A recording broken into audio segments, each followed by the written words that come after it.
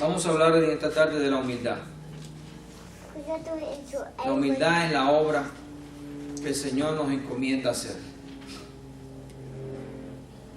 Y esto es una palabra que viene contra falsas doctrinas y falsas enseñanzas que hay en la calle, en iglesias confundidas, y que quiero poner claro para cuando ustedes escuchen a una persona no ser de esta manera que la palabra nos dice que debemos de hacer, tener cuidado con ese tipo de persona que se llama ser hermano o tiene algún título dentro de la iglesia, algún llamado. Y la importancia de la humildad. Amén. El Señor dice que el que se humilla será Exaltado. Entonces, para ser exaltado hay que ser humilde. ¿No es cierto? Amén. Porque el Señor lo dice.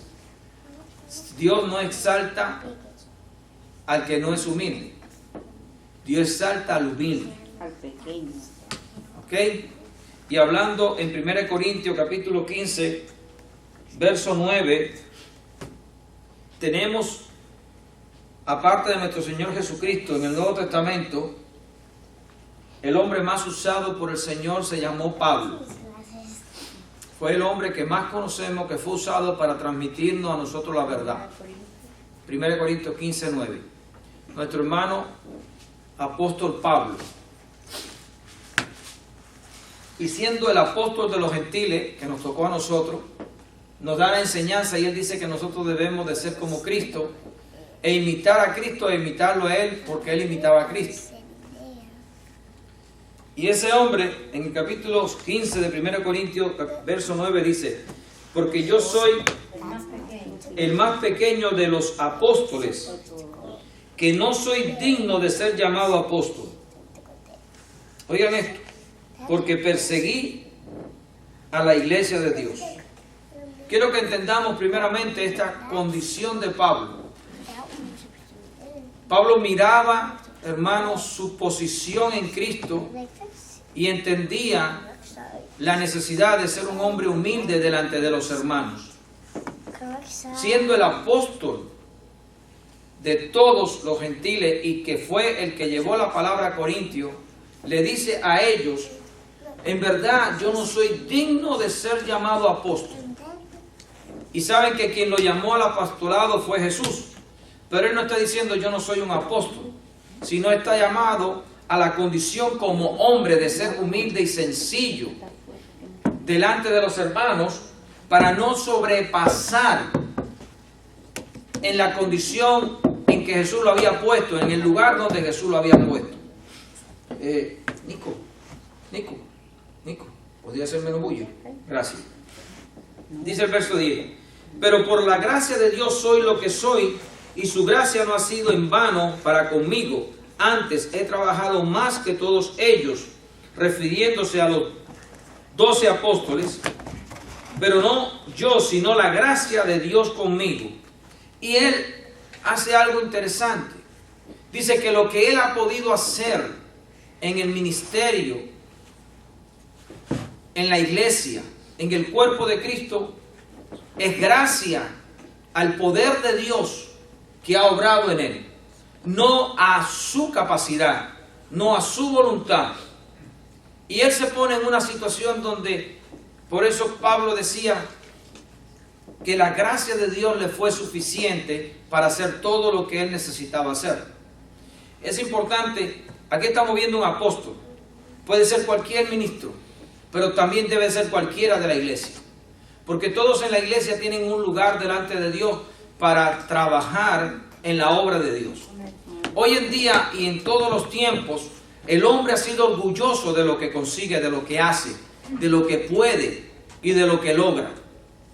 Y esas personas que logran cosas se sienten grandemente orgullosos. Muchas veces escuchamos por ahí hablar de esta palabra: el gran apóstol, el gran profeta, el gran pastor. ¿Por qué le dicen así? Por lo que él ha logrado. Y Pablo aquí dice: yo no soy grande, yo soy el más pequeño de todos los apóstoles. Y delante de la congregación dice: yo no soy digno de que ustedes me llamen a mí apóstol. Yo soy un hombre como ustedes, pero lo que ha sucedido en mí es que a Dios le plació darme poder para yo hacer todas estas cosas, porque si no, yo no lo pudiera hacer. Y esta es la visión que debe de tener cada hermano de lo que hace en el reino de Dios, lo que hace en la congregación, lo que hace para los hermanos, lo que hace para el Señor, que no es mi fuerza, no es mi sabiduría, no es mi capacidad, es la gloria de Dios que quiera obrar en una persona determinada.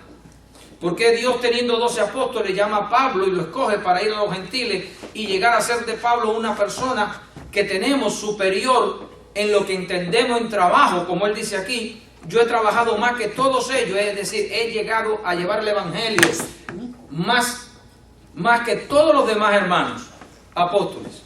Pero eso no es por mí, es por la gracia de Dios. Así que si Dios hace algo en alguno de nosotros, hermanos, no podemos vanagloriarnos de eso que hacemos, porque no soy yo, no eres tú, no es tu sabiduría, no es tu preparación, es el poder de Dios que quiso hacerlo. Y dice la palabra que si Él no edifica la casa, en vano trabajan los que lo edifican. Entonces, muchas personas hoy en día se dan el mal lugar de autoproclamarse capaces, dignos de una reverencia, dignos de una capacidad. Y muchas veces el pueblo de Dios admira estas cosas y lo ve como algo glorioso. Por lo general, eso se ve en los falsos apóstoles y profetas, hombres que están detrás de cosas que Dios no ha mandado, detrás del orgullo y la vanidad. No hace mucho vi un hombre, él es americano, un moreno, lo nombraron en su iglesia unos profetas supuestos, lo montaron sobre una silla, lo entronaron, lo levantaron en los hombros y lo caminaron alrededor de la iglesia, como que él era un gran ser con un gran poder. Hermanos, eso a la iglesia no se le permite. Eso está bien cuando era el rey David, porque era rey. Salomón, porque fue Salomón, o cualquiera de los reyes de Israel que el pueblo lo quería como rey poner sobre su cabeza. Pero nosotros tenemos una cabeza y es Cristo. Amén. Y el que mayor crea ser, ese es el menor, porque Jesús dijo en el nuevo pacto que aquel que creyera que es mayor, supiera que es menor, y el que creyera que está por encima, vino aquí a servir y no a ser servido. Porque si el Hijo del Hombre vino a servir y dejó toda su gloria y todo su honor y todo su poder para hacerse humilde y tomar semejanza de hombre, ¿cómo hoy hombres van a tomar esa actitud tan arrogante e inmunda delante de una congregación para enseñar a una congregación a no ser humildes? Es este día en que ustedes tienen que abrir sus ojos, hermanos, porque los tiempos están peligrosos. Los tiempos están peligrosos, como en los tiempos de Pablo, pero el Señor dice a través de Pablo en Timoteo que los últimos tiempos serían peores, porque los hombres serían amadores de sí mismos, malvados, vanagloriosos, blasfemos, intemperantes. Y tenemos que tener los ojos abiertos y analizar bien las personas y entender bien el corazón de las personas, porque Satanás se viste de ángel de luz y las personas están, ¿cómo decirlo?, embriagadas, fascinadas,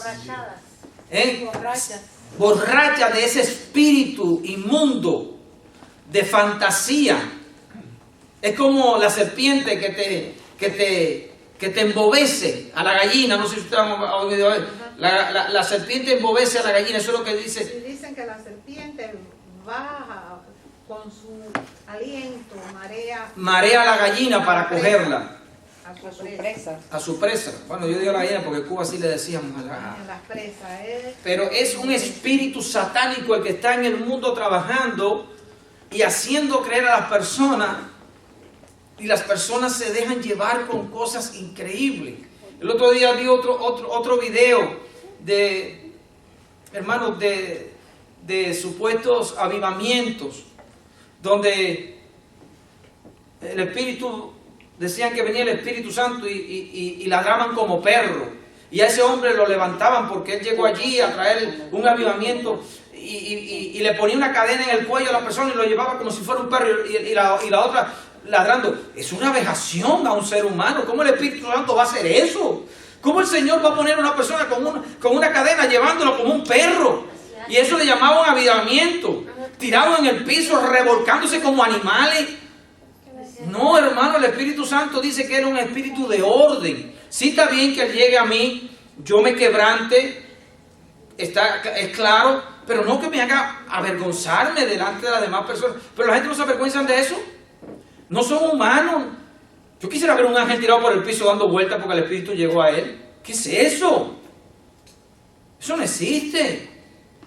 Si está dando vueltas porque hay un demonio, porque cada vez que Jesús manifestaba una situación de esa tan aberrante era porque había un espíritu inmundo dentro de la persona. Pero el Espíritu Santo es un espíritu de orden, de amor. Tú puedes caer al piso, dice el Señor, está claro, pero no en aberración, hermano. Óigame, con una cadena de perro. Ahora encontré otro, para que usted vea, y la gente lo aplaude. Para sanar a la persona y liberar a la persona, las personas tenían que comerse un ratón. Ah, pero eso es satánico. ¿Pero de qué estoy hablando? ¿Y qué usted piensa? ¿Que lo demás no es satánico? Comerse una serpiente, morder una serpiente, comer hormiga, lo ponen ahí para que sean libres. Señores, ¿qué pasa? ¿Qué pasa a este mundo? Yo veo esas cosas y me contrito y digo, ¿pero qué tiene ¿qué es esto, Dios mío? Hay otros que hacen con un pañuelo así y todo cae. Estamos viviendo una etapa muy peligrosa, hermanos.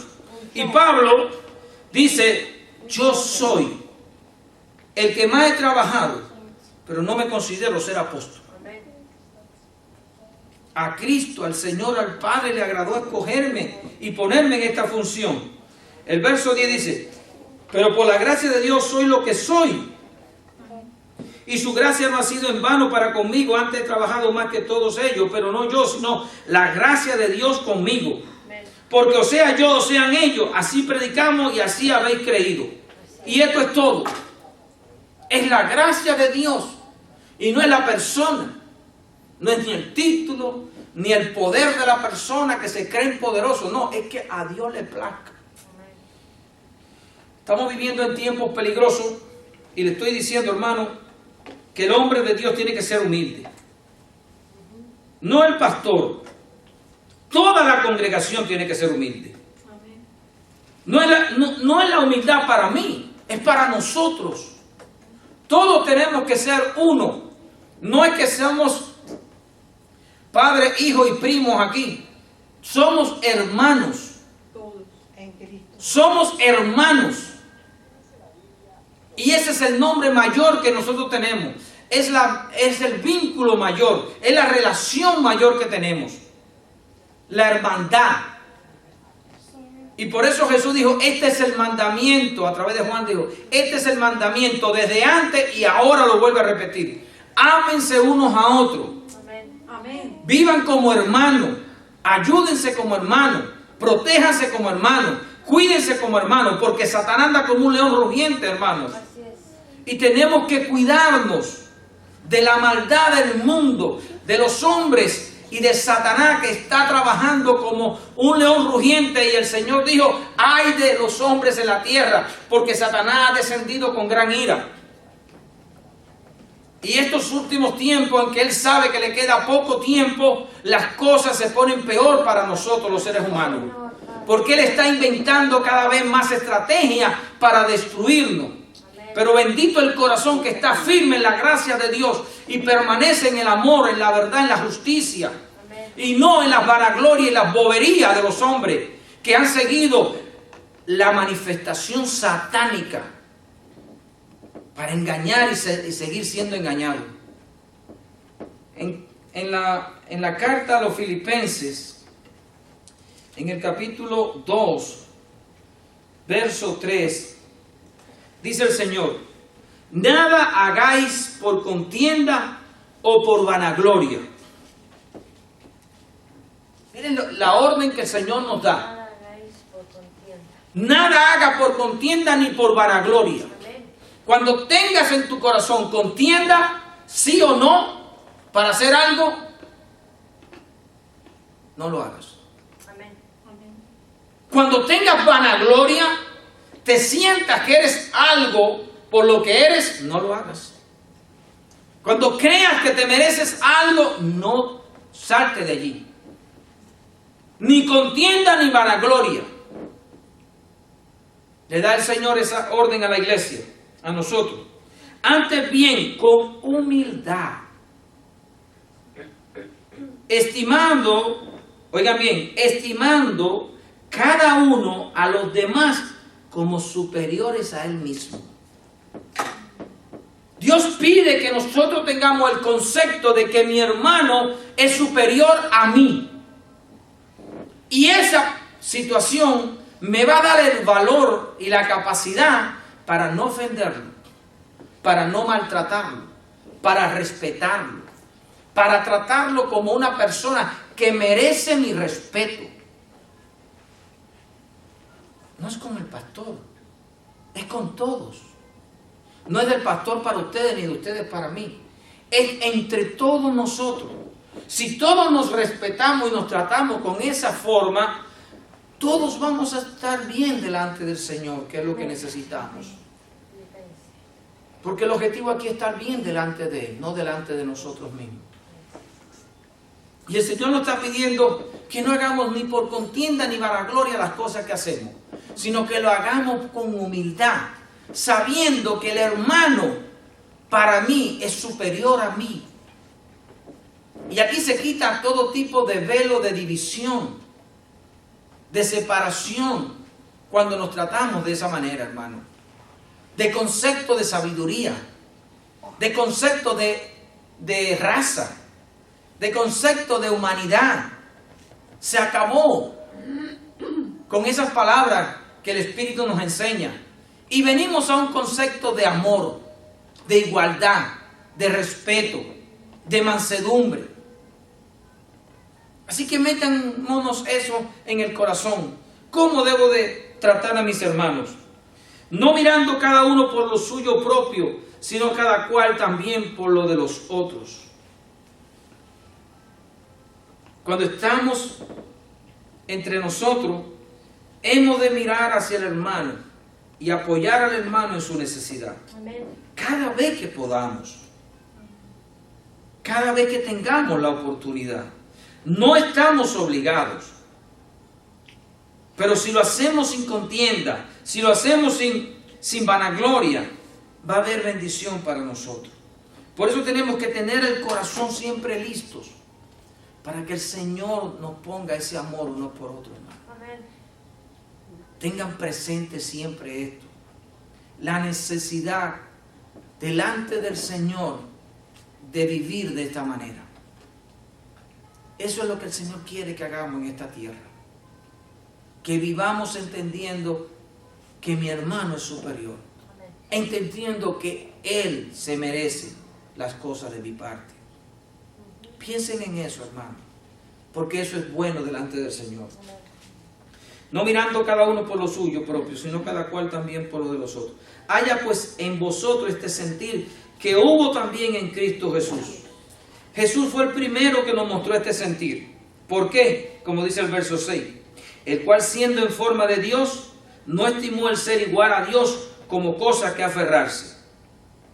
Él teniendo una posición tal que Él es el Dios Todopoderoso, no tomó ese lugar cuando vino a la tierra y dijo, yo soy Dios. No, no lo tomó. Sino que se despojó a sí mismo, tomando forma de siervo. Es decir, tomó la decisión de decir, ahora me voy a hacer un siervo. Voy a humillarme. Y diremos, wow, pero ¿por qué es necesario esta situación? Les voy a explicar. Porque Dios nos puso en el huerto del Edén con gloria y honra.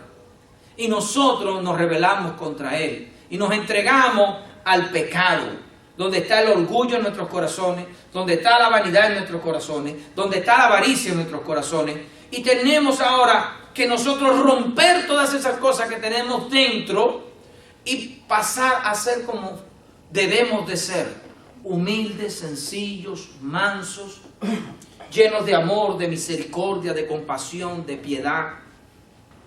Y eso quiere Dios que lo aprendamos. Y como ejemplo se puso Él. Para no manifestar la gloria de Él, se humilló. Y dice que nosotros que andamos mal, entonces hemos de hacer lo mismo. Sino que se despojó a sí mismo, tomando forma de siervo, hecho semejante a los hombres, y estando en la condición de hombre, se humilló a sí mismo, haciéndose obediente hasta la muerte y muerte de cruz. Esta obediencia es al Padre. Y el Padre es quien nos pide que nosotros seamos hombres humildes, sin vanagloria, sin contienda, sin orgullo, sin creernos que somos más unos que otros, sino que todos somos hermanos. Perdón. Dios quiere que tomemos este conocimiento a través de esta revelación de Jesús y la metamos en nosotros y trabajemos con esto, hermano. Dios viene por una iglesia gloriosa, sin mancha y sin arruga. Y esa iglesia tiene esta característica.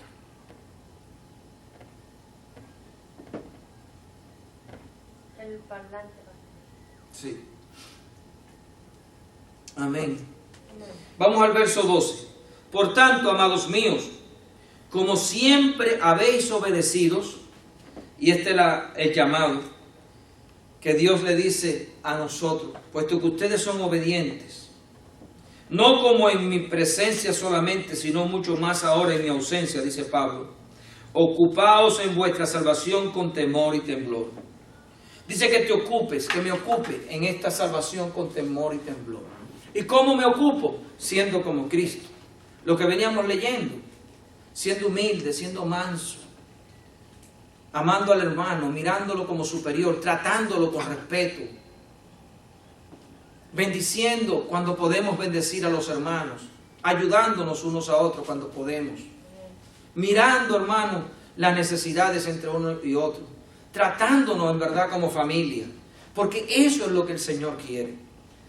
No llenándonos de orgullo y de gloria y de vanidades y de apariencia de este mundo que para nada sirve. ¿Entienden, hermanitos? Amén. Verso 13, porque Dios es el que en vosotros produce así el querer como el hacer por su buena voluntad. Dios es el que produce en nosotros el querer y el hacer. Así que dejemos que el Señor trabaje en mi alma, en la tuya, y produzca en nosotros ese amor, ese querer y ese hacer, como viene explicándose. Y tengamos fe que el Señor nos va a perfeccionar hasta el día de nuestra redención, para que seáis irreprensibles y sencillos, hijos de Dios sin mancha, en medio, oigan esto, de una generación maligna y perversa. Si el Espíritu Santo le dijo a aquella generación perversa y maligna, ¿qué le diría el Espíritu Santo a esta generación que estamos viviendo, hermano? Si en aquel momento aquello eran perverso y maligno, y la palabra dice que en los postreros tiempos los hombres serían peores, entonces ¿qué generación estamos viviendo entonces nosotros hoy en día? Eso. Peor todavía, más maligna y más perversa todavía. Y dice que vivamos en esta generación con, ¿cómo lo dice? Irreprensibles y sencillos, para que seamos hijos de Dios. Amén. Dice el verso 16, tomados o asidos de la palabra de vida. Quiere decir, hermanos, lo que está escrito, vivámoslo. Tomemos la palabra y vivámosla como está escrita. No nos vayamos a la vanagloria, a la fantasía, a escuchar hombres que solamente están inventando de su propio corazón sistemas y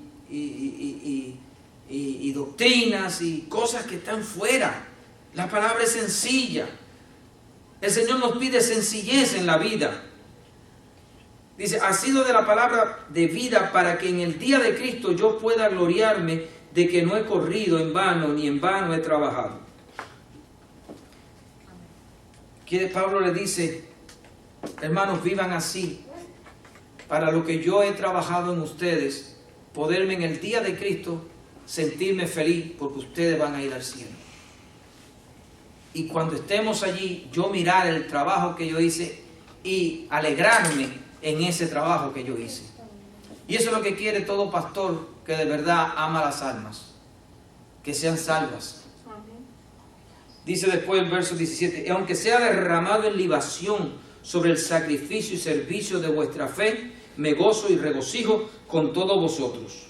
Es decir, dice, y aunque a mí me maten, aunque a mí me sacrifiquen por la fe, por el Evangelio, que este sacrificio por la fe que ustedes tienen, por la fe que yo tengo, dice Pablo, sea una bendición, sea una gloria. Y en esto es donde Pablo se gloria, en que los hermanos alcancen al cielo. Aquí es donde él se siente y dice, gócense, y yo me gozaré con ustedes en esto. En lo demás no hay, pero en esto es lo que debemos de gozarnos. Miren cómo dice el verso 17. Y aunque sea derramado en libación, quiere decir, lo sacrifiquen sobre el sacrificio y servicio de vuestra fe, me gozo y regocijo con todos vosotros. Asimismo, gozaos y regocijaos también vosotros conmigo. ¿En qué? En esta fe, en alcanzar esa eternidad. Eso es lo importante, hermano. Lo demás no tiene valor. No tiene juicio en esta tierra de valor, hermano. Vamos a tocar Segunda de Corintios, capítulo 11. Vamos a tocar Segunda de Corintios, capítulo 11. En el verso 21 dice el Señor allí, nos enseña y dice, para vergüenza mía lo digo, para eso fuimos demasiado débiles, pero en lo que otros tengan osadía, hablo con locura, también tengo osadía. Son hebreos, yo también, son israelitas, yo también, son descendientes de Abraham, yo también. Son ministros de Cristo, como si estuviera loco, hablo yo más, en trabajo más abundante, en azotes sin número, en cárceles más, en peligros de muerte muchas veces. De los judíos 5 veces he recibido 40 azotes menos 1. 3 veces he sido azotado con vara, 1 vez apedreado, 3 veces he padecido naufragio.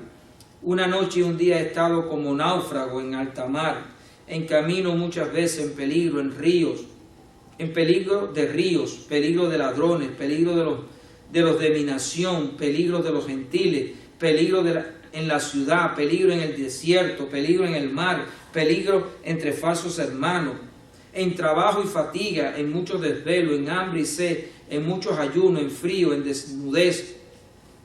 Y además de otras cosas, lo que sobre mí se agolpa, cada día la preocupación por todas las iglesias. ¿Quién enferma y yo no enfermo? ¿A quién se le hace tropezar y yo no me indigno? Si es necesario gloriarme, me gloriaré en lo que es de mi debilidad. Esa es la palabra del apóstol Pablo. Hablando de toda su grandeza y todas las cosas que él podía decir que tenía, dijo que de lo único que él se gloriaba era de su debilidad.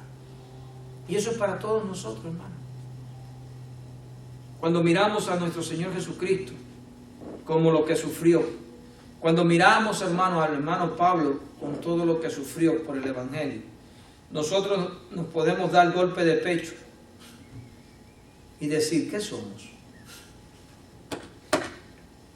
¿Qué somos? ¿Qué orgullo? ¿Qué vanidad? ¡Qué grandeza! ¿Dónde está la grandeza de nosotros? ¿Dónde queda mi orgullo? Está desechado, hermano.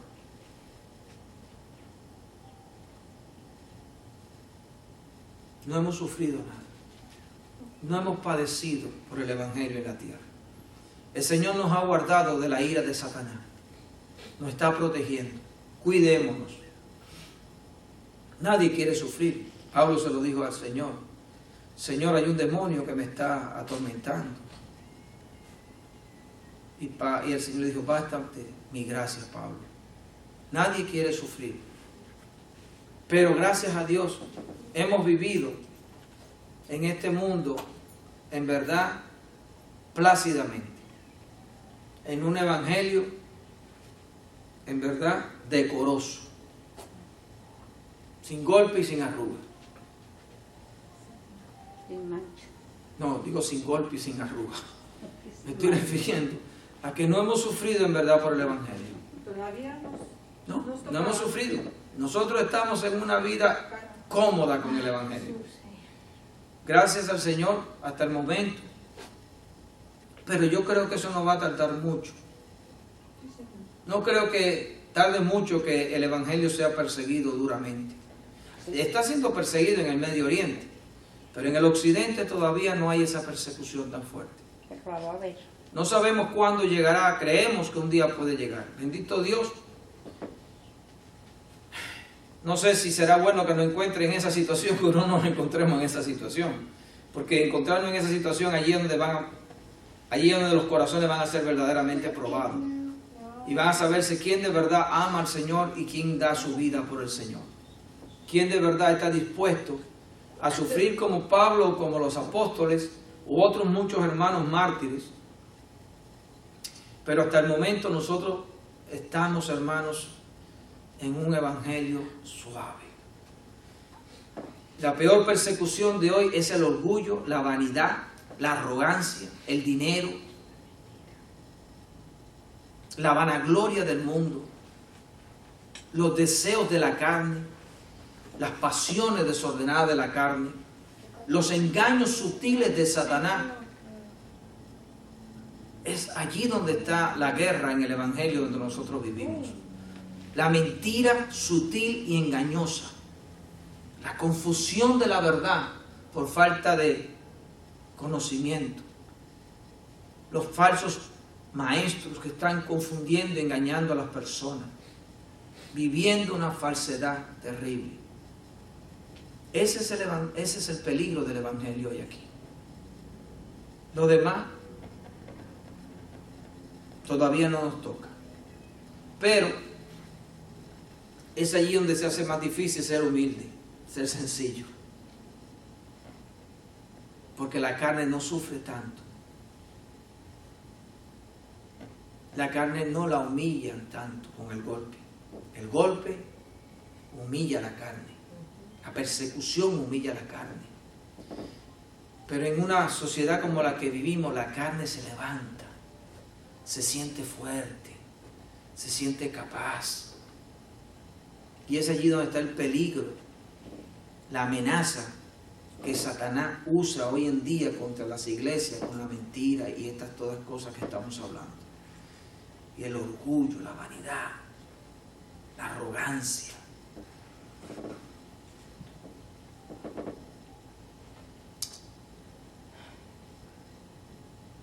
Sinceramente les digo que Cristo viene pronto. Sabemos que el Señor va a llegar. No sabemos cuándo. Se están acabando los tiempos. Pero el mundo en que vivimos es peligroso. Si la persecución es peligrosa, yo creo que este sistema es más peligroso que la persecución. Porque la persecución tiene dos cosas. O eres o no eres.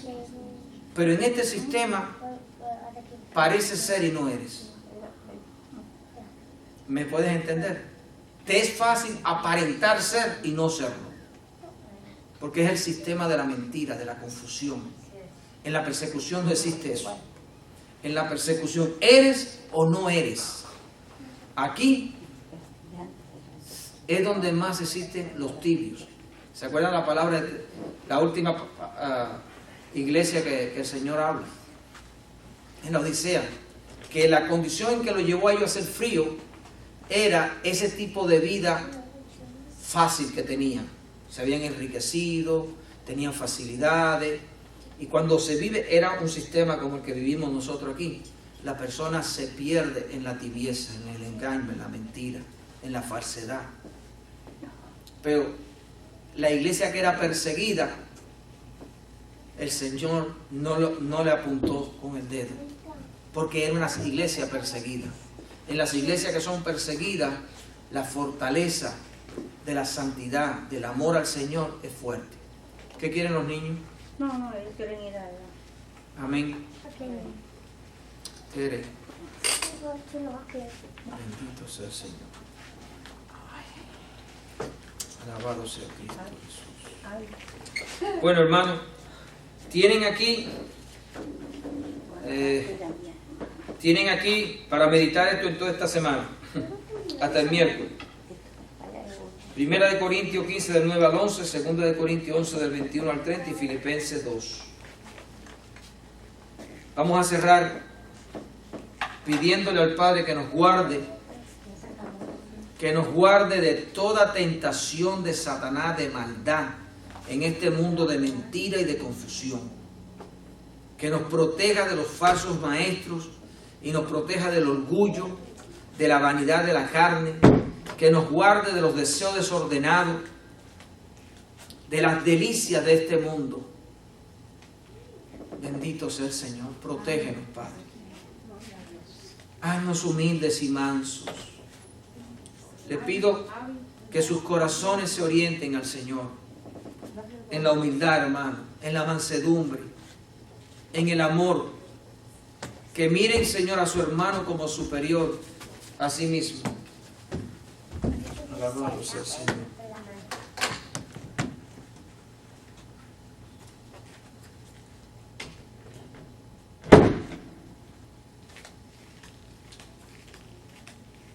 Gloria a Cristo Jesús.